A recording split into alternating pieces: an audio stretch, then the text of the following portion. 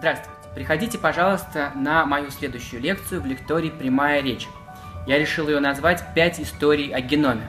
Я хочу рассказать, как человечество обрело геном, когда были разгаданы основные загадки наследственности, как человечество потеряло геном, когда выяснилось, что ваши гены могут запатентовать фармакологические компании, и ваши гены могут вам не принадлежать.